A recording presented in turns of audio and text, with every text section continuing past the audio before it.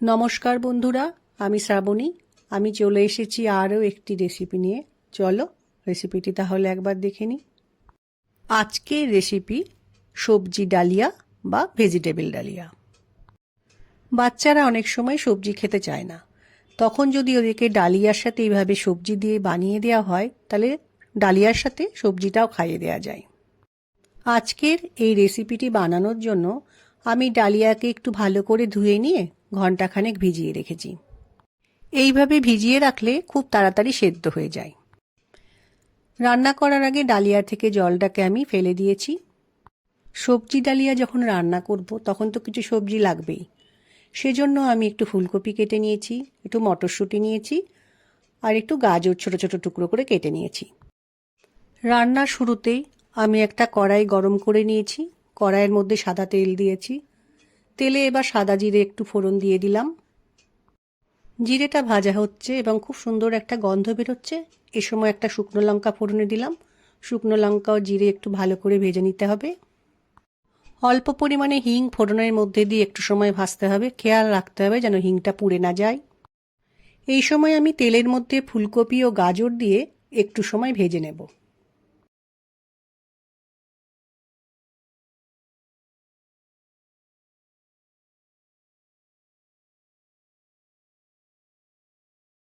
ফুলকপি ও গাজর অল্প ভেজে নিয়েছি। এবার মটরশুঁটি ফুলকপি ও গাজরের সঙ্গে দিয়ে হালকা করে আরেকটু ভেজে নেব।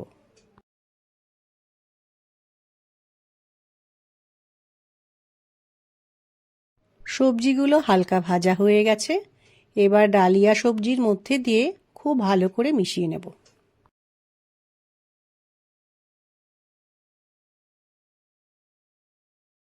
সবজির সাথে ডালিয়া ভালো করে মিশিয়ে নেওয়ার পর এবার এই মশলাগুলো দেব। প্রথমে দিলাম পরিমাণ মতো নুন, এরপর দিলাম হলুদ গুঁড়ো, এবার দিলাম ঝালের জন্য লঙ্কা গুঁড়ো, পরিমাণ মতো জিরে গুঁড়ো দিলাম, অল্প একটু আদা গ্রেট করে রেখেছিলাম সেটাও এবার ডালিয়ার মধ্যে দিলাম।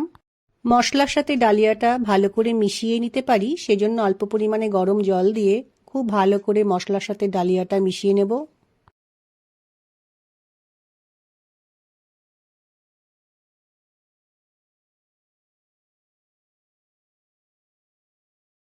ডালিয়ার সাথে মশলাটা খুব ভালো করে মিশিয়ে নিয়েছি।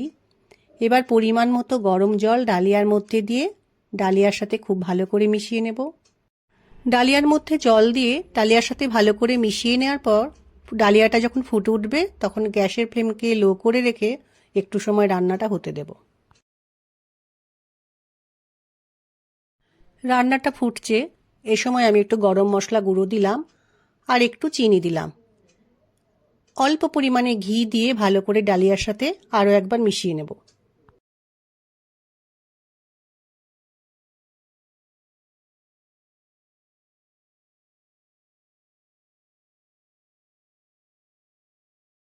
রান্নার প্রথমে তো আমি নুন দিয়েছিলাম, কিন্তু আমার মনে হলো নুনটা একটু কম হচ্ছে, সেজন্য আরেকটু নুন দিয়ে খুব ভালো করে ডালিয়ার সাথে আরেকবার মিশিয়ে নিচ্ছি। একটু ফুটে ওঠার পর ডালিয়াটা একটু সময় আমি রান্না করে নিয়েছিলাম। আস্তে আস্তে ডালিয়াটা খুব সুন্দরভাবে ঘন হয়ে যাচ্ছে। এবার ডালিয়ার মধ্যে কুচনো ধনেপাতা কুচি দিয়ে খুব ভালো করে একবার মিশিয়ে নিতে হবে। ধনেপাতা কুচি ডালিয়ার মধ্যে মিশিয়ে দেওয়ার পর আমি খুব বেশিক্ষণ আর ফোটাবো না। ডালিয়া খুব বেশি ঘন করলে ভালো লাগবে না, ঠান্ডা হয়ে গেলে এমনিতেই বেশ খানিকটা জমে যাবে।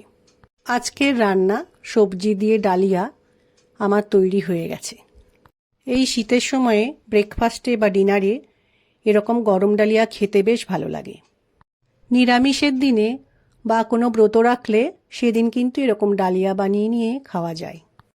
আশা করছি আজকের ভিডিওটা তোমাদের ভালো লাগবে। আমার আজকের রেসিপি যদি ভালো লেগে থাকে তাহলে লাইক, শেয়ার ও সাবস্ক্রাইব করো। ভিডিওটি দেখার জন্য ধন্যবাদ। ভিডিওটি আজ এখানেই শেষ করছি। ফিরে আসছি আরও একটি রেসিপি নিয়ে।